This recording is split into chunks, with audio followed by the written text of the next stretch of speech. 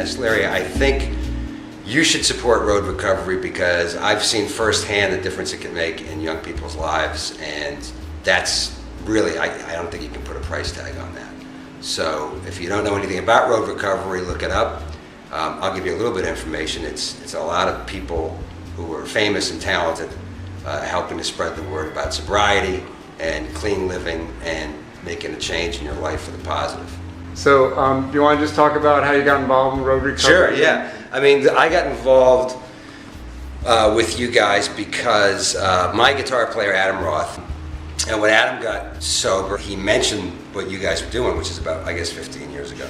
We did a show here in New York with Slash and a bunch of different guys from Jane's Addiction, and it was like an all-star rock and roll show. It was their 10th anniversary. It was the 10th anniversary, right. I was really impressed by Slash and those guys backstage with the kids. Because when you walk backstage at a rock and roll gig, or one of my comedy gigs, if my rock and roll comedy band is there, you're going to see a bunch of musicians tuning up and joking around and being funny.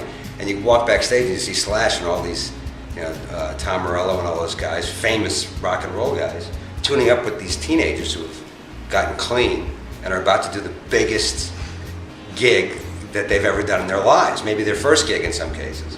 So that was an amazing thing, and also just the talent that the kids had, which was great.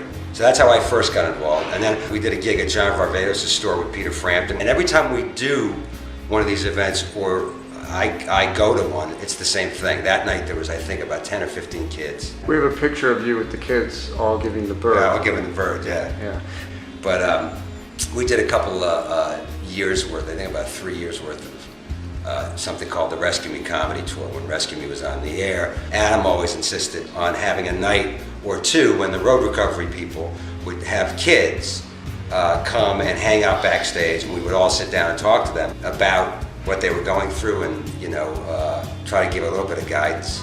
I don't want to sound like a cliche, but the cliches exist for a reason, and the truth is that the more information people have, the more capable people are dealing with whatever the circumstances might be. And one of the things I think about this program that's great is that these kids that have a vital interest in rock and roll and in music, there's the belief that you have to be high or drunk to be creative. I think there's a great putting the truth to that great lie about creativity and rock and roll, songwriting and behavior, and all of it having to do with sex and drugs and rock and roll. Really, it was just the sex and the rock and roll. We could have skipped the drugs if we'd known, Although it's still a great song. Congratulations, Road Recovery. They asked me to say 15 more years. I'm really bad at math, but I'm going to go with an easy number. I would go for 10 times that, which would be 150 more years at least.